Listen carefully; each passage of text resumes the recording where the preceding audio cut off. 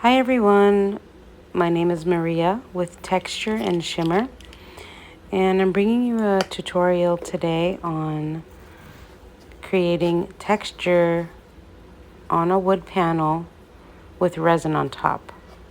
So I chose black because I wanted to just do something different. I'm used to always putting white gesso and then pouring resin on top, but I wanted to show some kind of texture on the board underneath the resin. So I chose black because then some metallic pigments or iridescent pigments can be used to show a contrast. So I just covered the board in black gesso. Then to create the texture, I use black gesso again because I'm mixing it with molding or modeling paste from Golden, which is white. So I need to make it black by putting black gesso in. It comes out a little bit thinner that way, but it needs to be black. And it wasn't too thin. It was good enough for my purposes. I wanted just to create a little bit of a bumpy texture. So then I had to add a little bit more black gesso in again because it's mixing with white molding paste in order to get it truly black. As you can see there, you have to mix it really well. There could be some areas of white in. Just mix it really well. Add enough black. Spread it around. It's easy to maneuver around. It's nothing really thick. And then I just left a little area for when I want to put the crystals on later on. So that was basically my idea. Spread it all around, and then to create the texture, I decided to use a makeup sponge to just make some ridges in that molding paste mixture. So that's what I'm doing next. Just getting a makeup sponge. I'm dabbing all around just to create a spongy, ridgy texture. I go through several steps in this video just because I am experimenting, so I'm not 100% sure what I like, what I don't like. I cover the sides in black gesso because I decided to pour resin over the edges. Then here I'm using 60 grit sandpaper to carve out a little bit of a ridge or an indented area to have a separate, just to have a separate area that's lower that I can color in a different way. Here I am adding more of the mixture of molding paste and black gesso just to reinforce that I do have separate areas that I want to separate. So what you see is the area that I want to be raised up higher. So I have to put more of the molding paste and black gesso mixture, and then I have to use the makeup sponge again just to add some more of the ridges. So I just try to do that quickly. Of course, in between each of these layers, the mixture has to dry on the board. So it takes a couple of hours in between each of these layers. But there you go. And then I wanted to use some gold foil, but since I didn't have adhesive, I decided to just use some gold pigment mixed with water just to put some color down. And it's very easy when you have black as the color underneath. Doesn't take much to have it come through. I let that dry. Again, it's just water and gold pigment. And then I guess I dry it as well with a heat gun. The next I use gold pigment again. It's a different color gold pigment. And I just go around the bumpy edges just lightly with the powder, with the pigment, to show the raised bumps or the edges. In the end, that didn't really show up, but it's okay. Then again, with the first gold pigment, I put some water and I just wanted to color the edges there.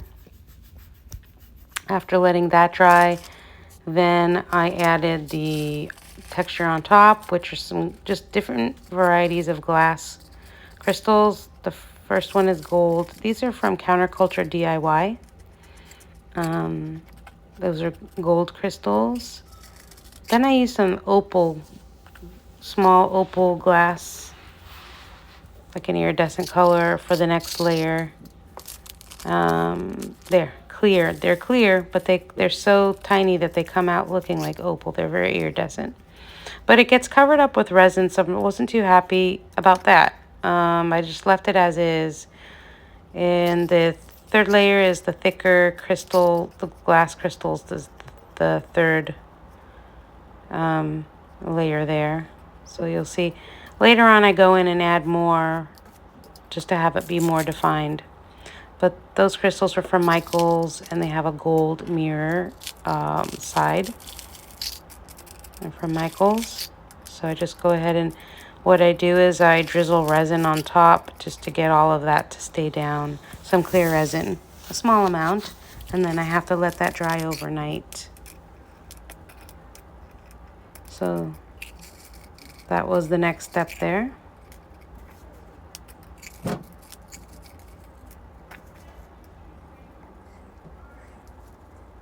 Then you see me drizzling the resin.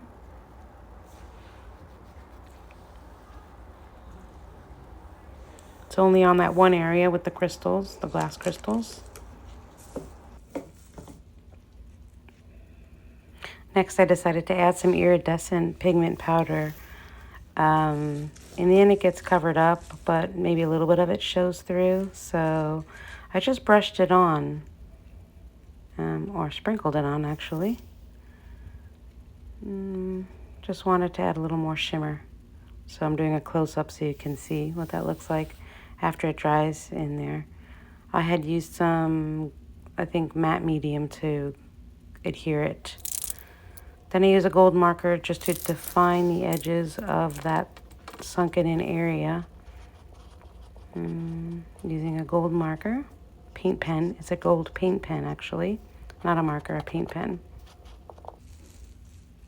Once that's done, I decided the area needed some more shimmer, so I added some more of the gold pigment powder, just brushed on, and I made sure that I rubbed it in really well, and then took off any dried and any loose powder.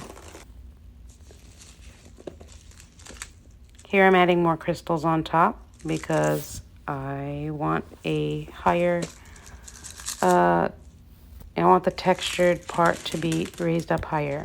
So that's what I'm doing here.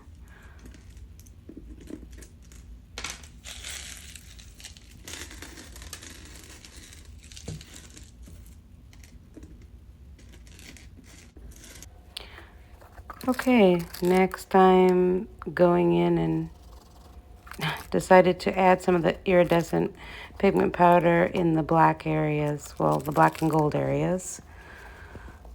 Again, I'm not sure if it really does show up in the end, but this whole project was something of an experiment for me.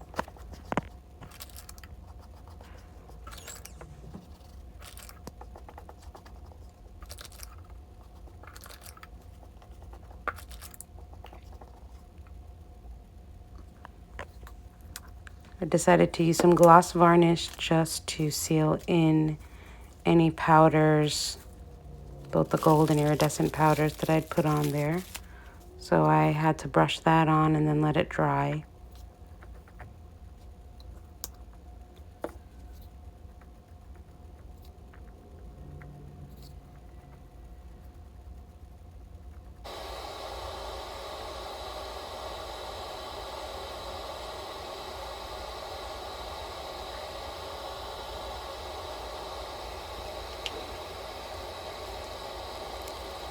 Finally, I put some more crystals and some more resin for the texture. Just to make sure they're all in there because sometimes they don't stay. Then I use iridescent violet pigment powder mixed with clear resin for the rest of the board, and it comes out to be such a pretty color contrast against the black gesso molding paste mixture. Isn't that pretty? Yes, that is the final step.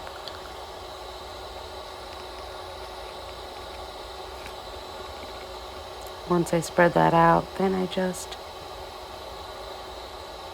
remove air bubbles with a kitchen torch.